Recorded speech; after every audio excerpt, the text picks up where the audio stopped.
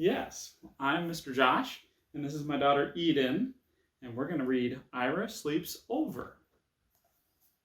I was invited to sleep at Reggie's house. I was happy.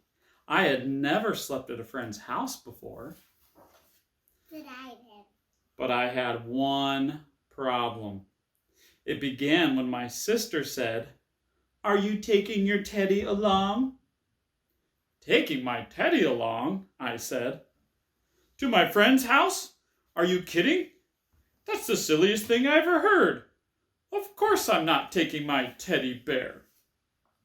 Then she said, "But you never slept without your teddy bear before. How will you feel sleeping without your teddy bear for the very first time?"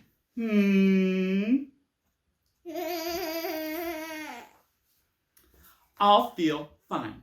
I'll feel great. I will probably love sleeping without my teddy bear. Just don't worry about it," I said. "Who's worried?" she said. But now she had me thinking about it. Now she really had me thinking about it.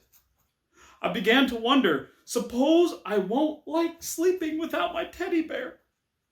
Suppose I just hate sleeping without my teddy bear? Should I take him? Do it. Do it to feel better. "Take him," said my mother. "Take him," said my father. "But Reggie will laugh," I said. "He'll say I'm a baby." "He won't laugh," said my mother. "He won't laugh," said my father. "He'll laugh," said my sister. I decided not to take my teddy bear. That afternoon, I played with Reggie. Reggie had plans. Big plans. "Tonight," he said, "when you come to my house, we're going to have fun. First, I'll show you my junk collection. After that, we're going to have a wrestling match. After that, a pillow fight. After that, we'll do some magic tricks. After that, we'll play checkers. After that, we'll play dominoes. After that, we can fool around with my magnifying glass." "Great," I said. "I can hardly wait." Wow, that's a lot of ideas. That's a lot of fun.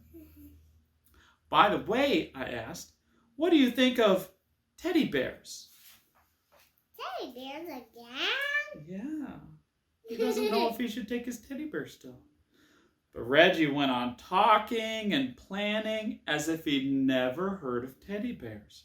"After that," he said, "do you know what we can do after that? I mean, when the lights are out and the house is really dark, guess what we can do?" "What?" I asked. "We could tell ghost stories." "Ghost stories?" I said. "Ghost stories," said Reggie. "Scary, creepy, spooky ghost stories." I began to think about my teddy bear. "Does your house get very dark?" I asked. "Uh-huh," said Reggie. "Very, very dark?" "Uh-huh," said Reggie. "By the way," I said again, "what do you think of teddy bears?" Suddenly, Reggie was in a big hurry to get someplace. "I'll see you tonight," he said. "See you," I said. I decided to take my teddy bear. "Good," said my mother. "Good," said my father.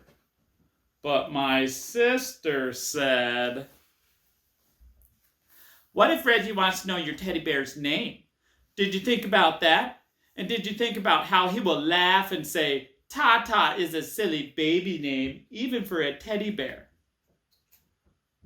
"He won't ask," I said. "He'll ask," she said. I decided not to take my teddy bear. At last it was time to go to Reggie's house. "Good night," said my mother. "Good night," said my father. "Sleep tight," said my sister. I went next door to where Reggie lived. That night, Reggie showed me his junk. He showed me his flashlight, his collection of bottle caps, a chain made of chewing gum wrappers, some picture postcards, an egg timer, jumbo goggles, a false nose and mustache, and a bunch of old rubber stamps and labels from his father's office. We decided to play office with the rubber stamps. After that, we had a wrestling match. After that, a pillow fight. And after that, Reggie's father said, "Bedtime." "Already?" said Reggie. "Already," said his father. We got into bed. "Good night," said Reggie's father. "Good night," we said. Reggie sighed. I sighed. "We can still tell ghost stories," said Reggie. "Do you know any?" I asked. "Uh-huh." Too scary. "Oh boy, are you going to be okay?" That's going to be too scary for him. Reggie told the ghost story. "Once there was this ghost, and he lived in a haunted house, only he did most of the haunting himself. This house is empty except for this ghost because nobody wanted to go near the house. They were so afraid of this ghost. And every night this ghost would walk around the house and make all kinds of clunky, creepy sounds. Roomp, roomp, like that. And he would go around looking for people to scare. That's what he liked to do." No, it goes boo, boo, That's what some ghosts do. boo. He would go around looking for people to scare because that's what he liked to do. Scare people. Oh, he was scary to look at. Reggie stopped. "Are you scared?" he asked. "Uh-huh," I said. "Are you?" "What?" said Reggie. "Are you scared?" "Just a minute," said Reggie. "I have to get something." "What do you have to get?" I asked. "Oh, something," said Reggie. Reggie pulled the something out of the drawer. The room was dark, but I could see it had fuzzy arms and legs and was about the size of a teddy bear. I looked again. It was a teddy bear. Reggie got back into bed. "Now, about this ghost," he said. "Is that your teddy bear?" I asked. "What?" said Reggie. "Is that your teddy bear?" "You mean this teddy bear?" "The one you're holding," I said. "Uh-huh," Reggie answered. "Do you sleep with them all the time?" "What?" said Reggie. "Do you sleep with him all the time?" "Uh-huh." "Does your teddy bear have a name?" "Does your teddy bear have a name?" I said louder. "Uh-huh," Reggie answered. "What is it?" "It's Foo-Foo." "Did you say Foo-Foo?" "Uh-huh," said Reggie. "Just a minute," I said. "I have to get something." "What do you have to get?" Reggie asked. "Oh, something," I answered. The next minute I was ringing my own doorbell. The door opened. "Ira," everyone said. "What are you doing here?" "I changed my mind," I answered. "You what?" said my mother. "You what?" said my father. "You what?"